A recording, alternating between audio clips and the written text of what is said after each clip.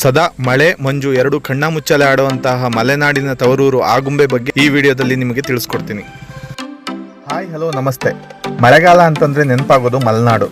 ಇಂಥ ಮಳೆಗಾಲದಲ್ಲಿ ಹತ್ತಿರದಲ್ಲೇ ಯಾವುದಾದ್ರೂ ಪ್ಲೇಸ್ಗೆ ಅಥವಾ ಫಾಲ್ಸ್ಗೆ ಹೋಗಬೇಕು ಅಂತ ನೀವು ಅಂದ್ಕೊಂಡಿದ್ರೆ ಖಂಡಿತವಾಗಿ ಈ ವಿಡಿಯೋ ನಿಮಗಾಗಿ. ನಾನಿವತ್ತು ನಿಮಗೆ ಹೇಳೋಕೆ ಹೊರಟಿರೋ ಜಾಗಗಳು ಆಗುಂಬೆ ಸಮೀಪ ಇರುವಂಥ 3 ಜಲಪಾತಗಳು. ದಟ್ಟ ಕಾಡಿನ ನಡುವೆ ಇರೋ ಈ 3 ಜಲಪಾತಗಳು ನೋಡೋಕೆ 2 ಕಣ್ಣು ಸಾಲದು. ಮೊದಲನೇದಾಗಿ ಜೋಗಿಗುಂಡಿ ಫಾಲ್ಸ್. ಇದು ಆಗುಂಬೆಯಿಂದ ಸುಮಾರು 8 ಕಿಲೋಮೀಟರ್ ದೂರದಲ್ಲಿದೆ. ಕಡಿದಾದ ರಸ್ತೆಯಲ್ಲಿ ಹೋದರೆ ಜೋಗಿಗುಂಡಿ ಜಲಪಾತಕ್ಕೆ ದಾರಿ ಅನ್ನೋ ಬೋರ್ಡ್ ಕಾಣಿಸುತ್ತೆ.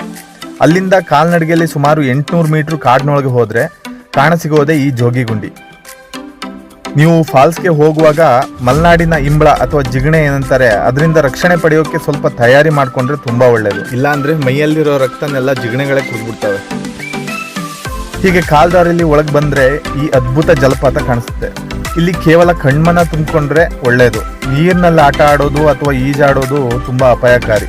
ಅನೇಕ ದುರ್ಘಟನೆಗಳು ಇಲ್ಲಿ ನಡೆದಿವೆ ಅಂತ ಹೇಳ್ಕೊಂಡು ಅಲ್ಲಿರೋ ಗೈಡ್ಗಳು ಹೇಳ್ತಾರೆ. ಹಾಗಾಗಿ ನೀರಿಗಿಳಿಯೋ ಸಾಹಸ ಮಾಡದೇ ಇದ್ರೆ ತುಂಬ ಒಳ್ಳೆಯದು.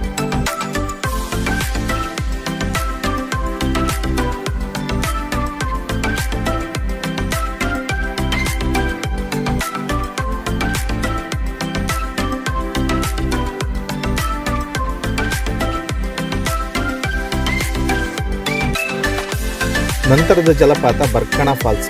ಇದಕ್ಕೆ ಯಾಕೆ ಈ ಹೆಸರು ಬಂತೋ ಗೊತ್ತಿಲ್ಲ. ಇದು ಸೇಮ್ ಅದೇ ಮುಖ್ಯ ರಸ್ತೆಯಲ್ಲಿ ಜೋಗಿಗುಂಡಿ ಫಾಲ್ಸಿಂದ ಸುಮಾರು 2 ಕಿಲೋಮೀಟರ್ ದೂರ ಹೋದರೆ ಮುಖ್ಯ ರಸ್ತೆಯಿಂದ ಸುಮಾರು 3 ಕಿಲೋಮೀಟರ್ ನಡಿಗೆಯಲ್ಲಿ ಕಾಡಿನ ರಸ್ತೆಯಲ್ಲಿ ಸಾಗಬೇಕು.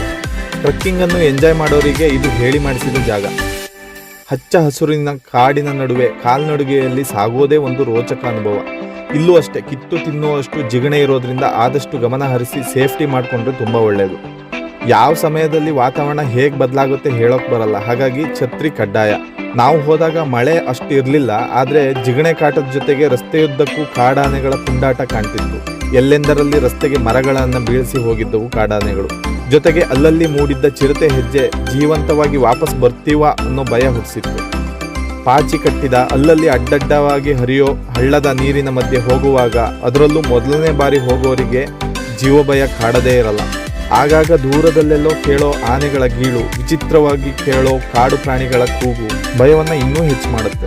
ಇವೆಲ್ಲ ಸವಾಲುಗಳನ್ನು ಎದುರಿಸಿ ಮುಂದೆ ಬಂದರೆ ಈ ಬರ್ಕಣ ಫಾಲ್ಸ್ ಕಾಣುತ್ತೆ. ಎಲ್ಲ ಫಾಲ್ಸ್ ಥರ ಇಲ್ಲಿ ನೀರಲ್ಲಿ ಆಟ ಆಡೋಕ್ಕಾಗಲ್ಲ, ಯಾಕಂದರೆ ಇದನ್ನು ಕೇವಲ ದೂರದಿಂದ ನೋಡಬಹುದು ಅಷ್ಟೇ. ಸೋಮೇಶ್ವರ ಕಾಡಿನ ದೊಡ್ಡ ಪ್ರಪಾತದ ನಡುವೆ ಈ ಫಾಲ್ಸ್ ಮಲ್ಲಿಗೆ ಹೂವಿನ ಮಾಲೆ ಥರ ಕಂಗೊಳಿಸುತ್ತೆ. ಅಂದ ಹಾಗೆ ಆಕಸ್ಮಿಕ ಚಿತ್ರದಲ್ಲಿ ಬರುವ ಹೀರೋಯಿನ್ ಪ್ರಪಾತಕ್ಕೆ ಬೀಳುವ ಒಂದು ಸಂದರ್ಭವನ್ನ ಇಲ್ಲೇ ಶೂಟ್ ಮಾಡಿದ್ದಾರೆ. ಇನ್ನು 3ನೇದು ಕಟ್ಟಿನ ಮಡಿಕೆ ಫಾಲ್ಸ್. ಇದು ಫಾಲ್ಸ್ ಏನೂ ಅಲ್ಲ, ಆದರೆ ಮಳೆಗಾಲದಲ್ಲಿ ಧುಮ್ಮಿಕ್ಕಿ ಹರಿಯುವ ನೀರನ್ನು ನೋಡಲು ಮನಮೋಹಕವಾಗಿದೆ. ಇದು ಆಗುಂಬೆ ತೀರ್ಥಹಳ್ಳಿ ರಸ್ತೆ ನಡುವೆ ಇರುವ ಒಂದು ನೀರಿನ ತೊರೆ.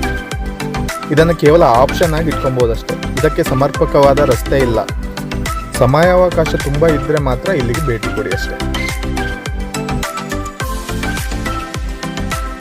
ಇನ್ನೂ ಒಂದಷ್ಟು ಜಲಪಾತಗಳು ಇದ್ರ ಅಕ್ಕಪಕ್ಕನೇ ಇದ್ದಾವೆ. ಅದ್ರ ಬಗ್ಗೆ ನೆಕ್ಸ್ಟ್ ವಿಡಿಯೋದಲ್ಲಿ ತಿಳಿಸ್ಕೊಡ್ತೀನಿ. ವಿಡಿಯೋ ನೋಡಿದ್ದಕ್ಕಾಗಿ ಧನ್ಯವಾದಗಳು. ಸಬ್ಸ್ಕ್ರೈಬ್ ಮಾಡೋದನ್ನ ಮಾತ್ರ ಮರಿಬೇಡಿ.